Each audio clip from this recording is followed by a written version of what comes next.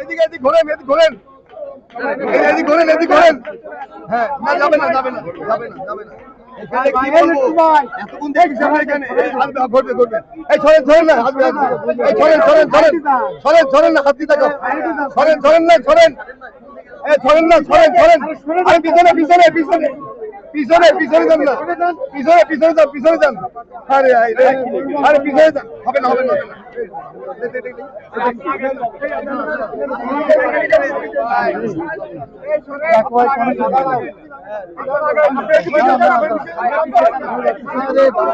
আরে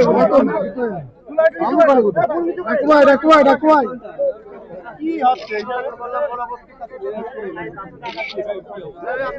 ধরবেন বাচ্চা ভাই, এই আপনারা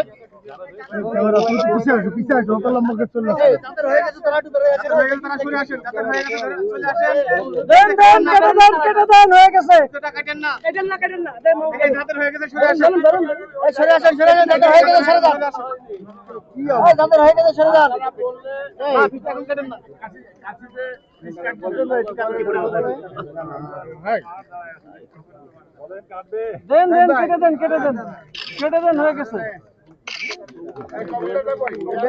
এবার একটু বেলুন আছে, এটা পিছন না, সবাই পিছন না।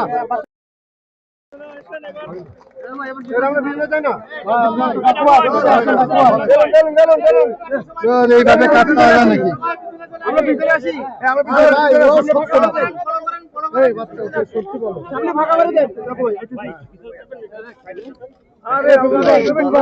হাত কান বিপুল ভাই, পিছন হাত কান। বুমটা খাও, বুম বুম। হ্যাঁ হ্যাঁ, আরে ইরাই ডিস্টার্ব করে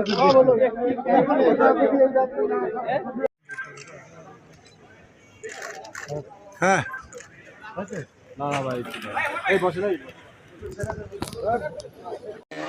মানুষ আসতে পারে, দেখতে পারে আমার এই এলাকাতে কী কী পণ্য আমরা উৎপাদন করি।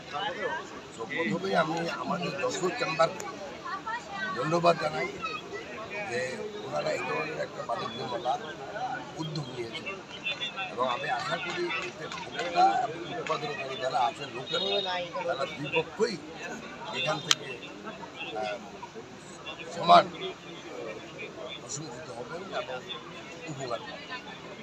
একই সাথে যে আমি রিকোয়েস্ট করব আমাদের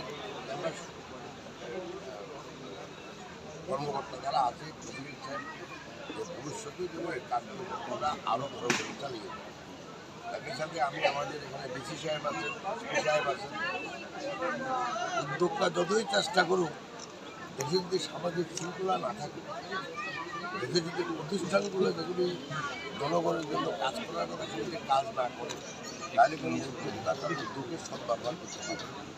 এই জন্য এখানে আমাদের সম্মানিত ডিসি সাহেবের একটা বিরাট রোল আছে, সম্মানিত এসপি সাহেবের একটা বিরাট রোল আছে এই সামাজিক শৃঙ্খলাকে ঠিক রাখে।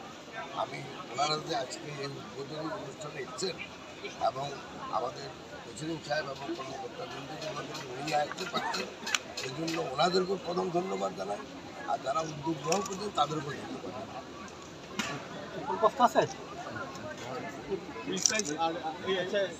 থাকলে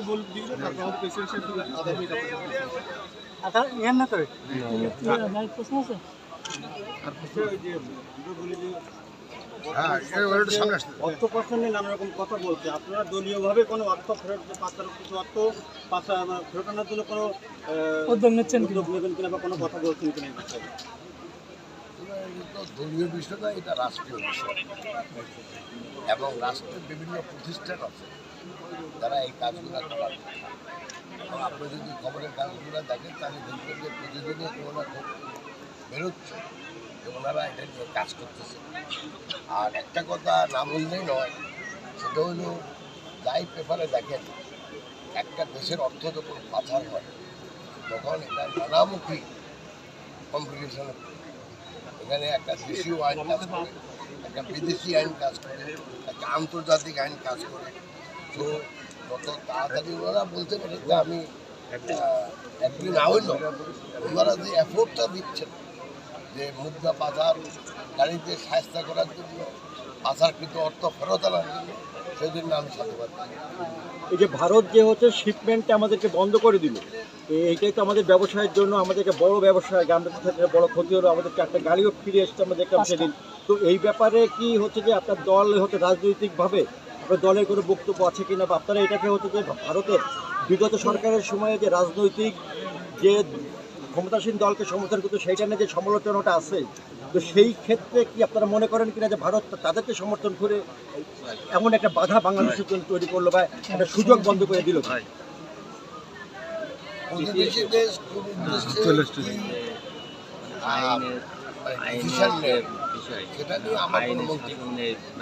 কিন্তু আমার কিন্তু হলো আমরা যত মাল আমরা ট্রান্সশিপমেন্ট করি ভারতের মাধ্যমে বেসিক্যালি গার্মেন্টস, আর আমরা যেটা এক্সপোর্ট করি টু নেপাল, এক্সপোর্ট করি টু ভুটান, সব মিলালে 20 কোটি, মানে $20 কোটি।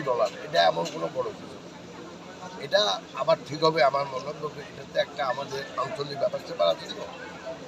আর আমি মনে করি আমাদের নতুন এয়ারপোর্ট যেটা এখন ওপেনিং হবে শহরে, সেখানে এই 8-9% যেটা ট্রান্সশিপে দিল্লি হইয়া যায়, সেটা আমরা নিজেরাই নিজেদের সক্ষমতা বৃদ্ধি করে আমরা আমাদের কাজটা চালিয়ে নিতে পারবো।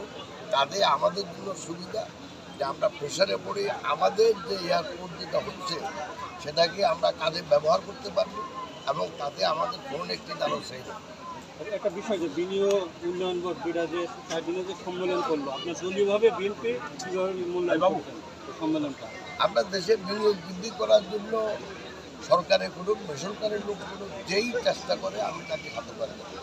বিকজ বিনিয়োগ যদি বৃদ্ধি না হয় তাহলে দেশের কোনো উন্নতি হয় না, অর্থনৈতিক উন্নতি হয় না।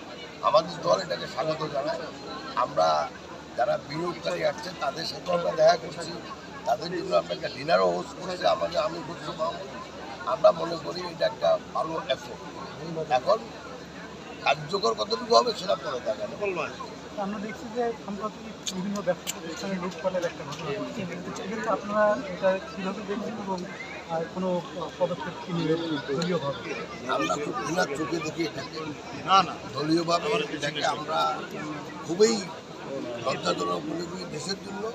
তবে এই নিরাপত্তা দেওয়ার দায়িত্ব সরকারের, এবং একটা কথা না বললেই আবার আপনারা রাজনীতিকে নিয়ে আসছেন